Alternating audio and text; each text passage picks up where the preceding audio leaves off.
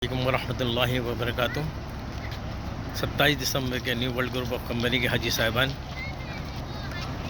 मुकाम बदर के मुकाम पे मस्जिद हरीश की ज़ियारत करने के लिए बस उतर रहे हैं।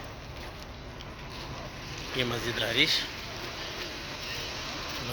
की ज़ियारत करने के लिए उतर रहे हैं कि अल्लाह पाक इनकी ज़ियारत को अपनी बारगाह में कबूल मंजूर फरमाए।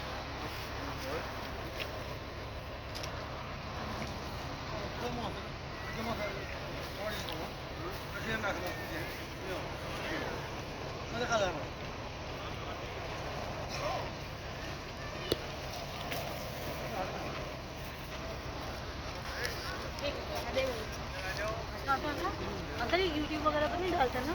जी डालते हैं।